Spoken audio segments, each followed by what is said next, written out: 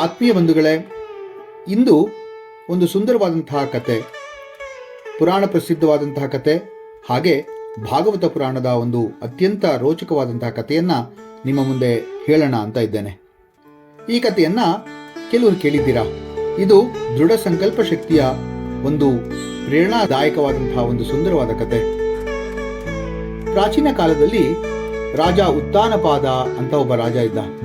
ಅವನಿಗೆ ಇಬ್ಬರು ರಾಣಿಯರು, ರಾಣಿ ಸುನೀತಿ ಹಾಗೂ ರಾಣಿ ಸುರುಚಿ. ರಾಣಿ ಸುನೀತಿಯ ಗರ್ಭದಿಂದ ಧ್ರುವ ಅಂತಕ್ಕಂಥ ಬಾಲಕ, ಹಾಗೆ ರಾಣಿ ಸುರುಚಿಯ ಗರ್ಭದಿಂದ ಉತ್ತಮ ಅಂತಕ್ಕಂತಹ ಒಬ್ಬ ಬಾಲಕ ಜನ್ಮಿಸ್ತಾರೆ. ಉತ್ತಾನಪಾದನ ಮಗನಾಗಿದ್ದ ಧ್ರುವ, ಅವನ ಒಂದು ಜೀವನ ರಾಜಕುಮಾರನದಾಗಿದ್ರೂ ಕೂಡ ತುಂಬಾ ದುಃಖದಿಂದ ತುಂಬಿತ್ತು. ಒಮ್ಮೆ ಧ್ರುವನ ವಯಸ್ಸು ಕೇವಲ 5 ವರ್ಷವಾದಾಗ ಅವನು ತನ್ನ ಕಿರಿಯ ಸಹೋದರನಾದ ಉತ್ತಮ ತಂದೆಯ ಒಡಲಲ್ಲಿ ಕುಳಿತಿರುವುದನ್ನು ನೋಡ್ತಾನೆ. ಬಹಳ ಸಂತೋಷದಿಂದ ಧ್ರುವ ಸಹ ತಂದೆಯ ಮೇಲೆ ಕುಳಿತುಕೊಳ್ಳಲು ಓಡ್ತಾನೆ. ಆದರೆ ರಾಣಿ ಸುರುಚಿ ಅವನನ್ನ ತಡೆದು ಕಡು ಮಾತುಗಳನ್ನ ಆಡ್ತಾಳೆ. ನೀನು ನನ್ನ ಮಗನಾಗಿ ಹುಟ್ಟಿಲ್ಲ, ಆದ್ದರಿಂದ ತಂದೆಯ ಮಡಿಲಲ್ಲಿ ಕುಳಿತುಕೊಳ್ಳಲು ನೀನು ಅರ್ಹನಲ್ಲ. ಇದನ್ನ ತಲುಪಲು ನೀನು ಭಗವಂತನ ಭಕ್ತಿಯ ಮೂಲಕ ಪುನರ್ಜನ್ಮ ಪಡೆದು ನನ್ನ ಮಗನಾಗಿ ಹುಟ್ಟಬೇಕು. ಇದನ್ನ ತಲುಪಲು ನೀನು ಭಗವಂತನ ಭಕ್ತಿಯ ಮೂಲಕ ಪುನರ್ಜನ್ಮ ಪಡೆದು ನನ್ನ ಮಗನಾಗಿ ಹುಟ್ಟಬೇಕು. ಹೋಗು, ಕಾಡಿಗೆ ಹೋಗಿ ಆ ಭಗವಂತ ವಿಷ್ಣುವನನ್ನ ಕೇಳಿ ಇಲ್ಲಿಗೆ ಬಂದು ನಿನ್ನ ಅಧಿಕಾರವನ್ನು ಚಲಾಯಿಸು ಅಂತ ಹೇಳ್ತಾಳೆ. ಇದು ಕೇಳಿದ ಧ್ರುವನ ಹೃದಯ ತುಂಬಾ ನೋಯುತ್ತೆ. ಬರೀ 5 ವರ್ಷದ ಬಾಲಕ, ಪುಟ್ಟ ಬಾಲಕ. ಅವನು ಹತ್ಕೊಂಡು ತಾಯಿಯ ಬಳಿಗೆ ಹೋಗ್ತಾನೆ. ತಾಯಿ ಸುನೀತಿ ಅವನನ್ನ ಸಾಂತ್ವನ ನೀಡಿ ಹೇಳ್ತಾಳೆ, ಮಗು, ನೀನು ದುಃಖಿಸಬೇಡ. ನಿಜವಾದ ಯಶಸ್ಸು ಭಗವಂತನ ಆಶೀರ್ವಾದದಿಂದಲೇ ಸಿಗುತ್ತೆ. ಅವನಲ್ಲಿ ಶರಣಾಗು. ಭಗವಂತ ನಿನಗೆ ಶಾಶ್ವತವಾದ ಸ್ಥಾನವನ್ನ ದಯಪಾಲಿಸ್ತಾರೆ ಅಂತ ಹೇಳ್ತಾಳೆ. ಧ್ರುವ ಅರಣ್ಯಕ್ಕೆ ಹೋಗ್ತಾನೆ. ಭಗವಂತನ ದರ್ಶನ ಪಡೆಯಲು ಮತ್ತು ತಪಸ್ಸನ್ನ ಮಾಡಲು ಆತ ಅರಣ್ಯಕ್ಕೆ ಹೊರಟೇ ಬಿಡ್ತಾನೆ. ಅವನ ಭಕ್ತಿಯನ್ನ ಪರೀಕ್ಷಿಸೋಸ್ಕರ ಅವನ ಮುಂದೆ ಮಹಾಮುನಿಗಳಾದ ನಾರದ ಮುನಿಗಳು ಪ್ರತ್ಯಕ್ಷರಾಗ್ತಾರೆ. ಅವರು ಧ್ರುವನನ್ನ ಪರೀಕ್ಷಿಸಿ ಹೇಳ್ತಾರೆ, ಮಗು, ನೀನು ತುಂಬಾ ಚಿಕ್ಕವನು, ಅರಣ್ಯವು ಅಪಾಯಗಳಿಂದ ಕೂಡಿದೆ, ಮನೆಗೆ ಹಿಂದಿರುಗು.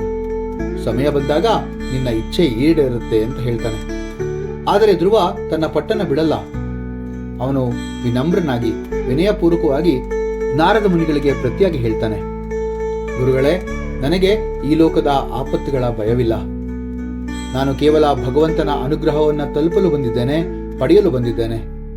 ದಯವಿಟ್ಟು ಆ ಭಗವಂತ ಶ್ರೀ ವಿಷ್ಣುವಿನ ಪಡೆಯುವ ಮಾರ್ಗದರ್ಶನವನ್ನು ನನಗೆ ಕೊಡಿ ಅಂತ ಕೇಳ್ಕೊಳ್ತಾನೆ. ನಾರದ ಮುನಿಗಳು ಧ್ರುವನ ಒಂದು ಮಾತುಗಳಿಂದ ತುಂಬಾ ಪ್ರಸನ್ನರಾಗ್ತಾರೆ. ಆ ಚಿಕ್ಕ ಮಗುವಿನ, ಆ ಪುಟ್ಟ ಬಾಲಕನ ಒಂದು ಶ್ರದ್ಧೆ ಮತ್ತು ಸಂಕಲ್ಪದ ಒಂದು ಗುಣವನ್ನ ನೋಡಿ ನಾರದ ಮುನಿಗಳು ಅತ್ಯಂತ ಪ್ರಸನ್ನರಾಗಿ ಅವನಿಗೆ ಅನುಗ್ರಹವನ್ನ ಮಾಡ್ತಾರೆ. ಅವನಿಗೆ ಶ್ರೀ ವಿಷ್ಣುವಿನ ಮಹಾಮಂತ್ರವೊಂದನ್ನ ಉಪದೇಶಿಸುತ್ತಾರೆ. ಅದೇ ಮಂತ್ರ ಈಗಲೂ ಕೂಡ ವಿಷ್ಣುವಿನ ಮಹಾಮಂತ್ರ ಅಂತ ಅನಿಸ್ಕೊಂಡಿದೆ. ಅದು ಓಂ ನಮೋ ಭಗವತೆ ವಾಸುದೇವಾಯ. ಧ್ರುವನು ಗಾಢ ಧ್ಯಾನಕ್ಕೆ ಕುಳಿತುಕೊಳ್ತಾನೆ. ಅವನ ತಪಸ್ಸು ಅತ್ಯಂತ ಭೀಕರವಾಗಿ ಇರುತ್ತೆ. ಪುಟ್ಟ ಬಾಲಕ ಮೊದಲು 3 ದಿನಕ್ಕೊಮ್ಮೆ ಅಲ್ಲಿ ಸಿಗುವಂತಹ ಖರ್ಜೂರಗಳನ್ನ ತಿನ್ನುತ್ತಾ ತಪಸ್ಸನ್ನ ಮಾಡ್ತಾ ಇರ್ತಾನೆ. ಅದಾದ ಮುಂದಿನ ತಿಂಗಳಲ್ಲಿ, ಅಂದ್ರೆ 2ನೇ ತಿಂಗಳಲ್ಲಿ, ಅವನು ಬರೀ 9 ದಿನಗಳಿಗೆ ಒಮ್ಮೆ ನೀರನ್ನ ಕುಡಿದು ತಪಸ್ಸನ್ನ ಮಾಡ್ತಾ ಇರ್ತಾನೆ. ಅದಾದ ನಂತರ 3ನೇ ತಿಂಗಳಲ್ಲಿ ಅವನು ಆ ನೀರನ್ನು ಕೂಡ 15 ದಿನಕ್ಕೆ ಒಮ್ಮೆ ಕುಡಿದು ತಪಸ್ಸನ್ನ ಮಾಡೋದಕ್ಕೆ ಶುರು ಮಾಡ್ತಾನೆ. 4ನೇ ತಿಂಗಳಲ್ಲಿ ಅವನು ಅನ್ನ ಆಹಾರದಿಗಳನ್ನೆಲ್ಲವನ್ನು ಬಿಟ್ಟು ನಿರಂತರವಾಗಿ ಹಗಲು ರಾತ್ರಿ ಎಂದಲೇ ತಪಸ್ಸನ್ನ ಮಾಡೋದಕ್ಕೆ ಶುರು ಮಾಡ್ತಾನೆ. 5ನೇ ತಿಂಗಳು ತಾನು ಉಸಿರಾಡುವುದನ್ನು ಕೂಡ ನಿಲ್ಲಿಸಿ ತಪಸ್ಸನ್ನ ಮಾಡೋದಕ್ಕೆ ಶುರು ಮಾಡ್ತಾನೆ. ಅಬ್ಬಬ್ಬಾ, ಎಂತಹ ಘೋರ ತಪಸ್ಸದು.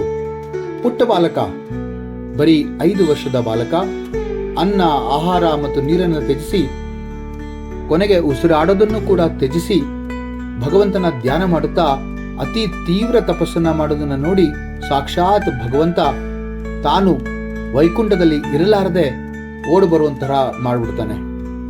ಅವನ ತಪಸ್ಸಿನ ಶಕ್ತಿಯಿಂದ ಭೂಮಿಯು ಕಂಪಿಸುತ್ತೆ. ಸ್ವರ್ಗದಲ್ಲಿ ಅಲ್ಲೋಲ ಕಲ್ಲೋಲಗಳಾಗುತ್ತೆ. ದೇವತೆಗಳೆಲ್ಲರೂ ಕೂಡ ಕಾತರರಾಗ್ತಾರೆ.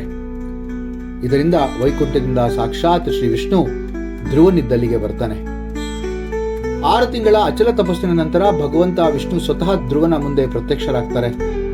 ಧ್ರುವನು ತನ್ನ ಕಣ್ಣುಗಳನ್ನು ತೆರೆಯುತ್ತಾ ಭಕ್ತಿಯಿಂದ ನಮಸ್ಕರಿಸ್ತಾನೆ. ಭಗವಂತ ವಿಷ್ಣು ಸಂತೋಷದಿಂದ ಹೇಳ್ತಾನೆ, ಮಗು, ನಿನ್ನ ಭಕ್ತಿಯಿಂದ ನಾನು ಪ್ರಸನ್ನನಾಗಿದ್ದೇನೆ, ಕೇಳು, ನಿನಗೆ ಏನು ಬೇಕೋ ಕೇಳು. ಆಗ ಧ್ರುವ ವಿಷ್ಣುವಿನನ್ನ ಕಂಡು ಶಿರಸಾಷ್ಟಾಂಗ ಪ್ರಣಾಮವನ್ನ ಮಾಡಿ ಆತ ಕೇಳಲು ಬಂದಂತಹ ಮಾತನ್ನ ಬಿಟ್ಟು, ಅಂದ್ರೆ ತಂದೆಯ ಮಡಿಲಲ್ಲಿ ಕುಳಿತುಕೊಳ್ಳಲು ಬಯಸುವ ಧ್ರುವ ಇಡೀ ವಂಶದಲ್ಲಿ ಯಾರಿಗೂ ಕೂಡ ಸಿಗದೇ ಇರುವಂತಹ ಉನ್ನತ ಸ್ಥಾನವನ್ನ ಕೇಳೋದನ್ನ ಬಿಟ್ಟು ಈಗ ಸಂಪೂರ್ಣ ಬದಲಾಗಿ ಅವನು ತನ್ನ ಕಣ್ಗಳಲ್ಲಿ ನೀರನ್ನಿತ್ತು ವಿಷ್ಣುವಿನನ್ನ ಭಕ್ತಿಯಿಂದ ಪ್ರಾರ್ಥಿಸ್ತಾನೆ. ಪ್ರಭು, ನನಗೆ ಭೌತಿಕ ಸಂಪತ್ತು ಬೇಡ, ನನಗೆ ಜೀವಿತ ಪೂರ್ತಿ ನಿನ್ನ ಭಕ್ತಿಯ ಆಶೀರ್ವಾದ ಬೇಕು. ಧ್ರುವನ ನಿರ್ಲೋಭ ಭಾವನೆಗೆ ಮೆಚ್ಚಿದ ಭಗವಂತ ಅವನಿಗೆ ಈ ಬ್ರಹ್ಮಾಂಡದಲ್ಲಿ ಶಾಶ್ವತ ಸ್ಥಾನವನ್ನ ಕೊಡ್ತಾರೆ.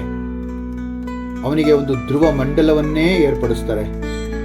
ಆ ಧ್ರುವ ಮಂಡಲದಲ್ಲಿ ಹೋಗಿ ನೀನು ಅಲ್ಲಿ ವಿರಾಜಮಾನವಾಗಿರ್ತೀಯ, ನೀನು ಬಹಳ ಕಾಲ ಈ ಒಂದು ರಾಜ್ಯವನ್ನ ಆಳ್ತೀಯ ಅಂತ ಹೇಳಿ ಅವನನ್ನ ಕುರಿತು ಹೀಗೆ ಹೇಳ್ತಾರೆ, ಧ್ರುವ, ನೀನು ಇನ್ನು ನಿನ್ನ ರಾಜ್ಯಕ್ಕೆ ಹೊರಡು. ಅಲ್ಲಿ ನೀನು ಸುಮಾರು 36,000 ವರ್ಷಗಳ ಕಾಲ ರಾಜ್ಯವನ್ನ ಆಳ್ತೀಯ, ಸುಖದಿಂದ ರಾಜ್ಯವನ್ನ ಆಳ್ತೀಯ. ಅದಾದ ನಂತರ ನಿನ್ನ ತಮ್ಮ ಉತ್ತಮ ಕಾಡಿಗೆ ಬೇಟೆಯಾಡಲು ಹೋದಾಗ ಅವನು ಯಕ್ಷನಿಂದ ಕೊಲ್ಲಲ್ಪಡ್ತಾನೆ.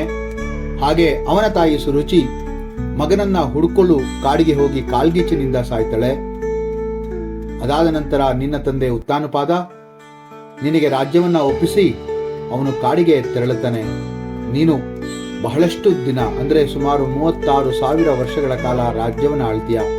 ಅದಾದ ನಂತರ ನನ್ನ ಧ್ಯಾನವನ್ನ ಮಾಡ್ತಾನೆ ಇದ್ರೆ ನೀನು ನನ್ನನ್ನ ಬಂದು ಸೇರ್ತೀಯ ವೈಕುಂಠದಲ್ಲಿ ಅಂತ ಹೇಳ್ತಾನೆ.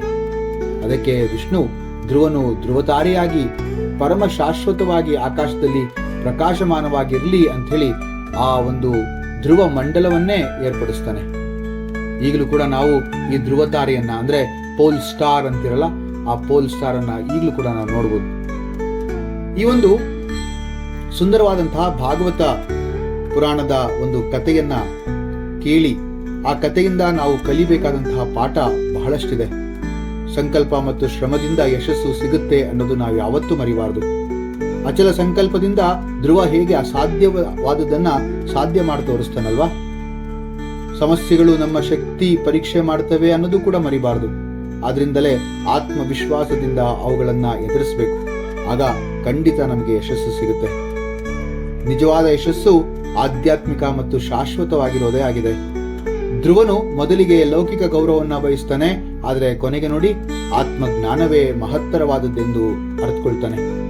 ಧ್ರುವನಂತೆ ನಾವು ನಮ್ಮ ಗುರಿಯತ್ತ ದೃಢ ನಂಬಿಕೆಯೊಂದಿಗೆ ಶ್ರಮ ಪಟ್ಟರೆ ಯಶಸ್ಸು ನಮ್ಮನ್ನ ಅನುಸರಿಸುತ್ತೆ, ಹಿಂಬಾಲಿಸುತ್ತೆ ಅಂತ ಹೇಳ್ತಾರೆ. ಇದೇ ತರಹದ ಇನ್ನೂ ಅನೇಕ ಪೌರಾಣಿಕ ಕಥೆಗಳನ್ನ ನಿಮ್ಮ ಮುಂದೆ ಒಂದೊಂದಾಗಿ ತರ್ತಾ ಇರ್ತೇನೆ. ನಿಮಗೆಲ್ಲರಿಗೂ ಕೂಡ ಈ ಕತೆ ಇಷ್ಟವಾಗಿದೆ ಅಂತ ಅನ್ಕೊಳ್ತೇನೆ. ಇಷ್ಟವಾಗಿದ್ದಲ್ಲಿ ನಿಮ್ಮ ಬಂಧು ಬಾಂಧವರಿಗೆ, ಸ್ನೇಹಿತರಿಗೆ ತಿಳಿಸಿ. ನನ್ನ ಚಾನೆಲ್ ಅನ್ನ ಇನ್ನೂ ಸಬ್ಸ್ಕ್ರೈಬ್ ಮಾಡಿಲ್ಲ ಅಂತಂದ್ರೆ ದಯವಿಟ್ಟು ಮಾಡಿ ಅಂತ ಕೇಳ್ಕೊಳ್ತಾ, ಮತ್ತೆ ಇಂತಹದ್ದೇ ಅನೇಕ ಕಥೆಗಳನ್ನ ಹೇಳುವಂತಹ ಪ್ರಯತ್ನವನ್ನು ಮಾಡ್ತೇನೆ. ನಿಮ್ಮ ಆಶೀರ್ವಾದವನ್ನು ಕೋರ್ತಾ ಮುಂದಿನ ಕಥೆಯೊಂದಿಗೆ ಮತ್ತೆ ಭೇಟಿಯಾಗೋಣ. ನಮಸ್ಕಾರ.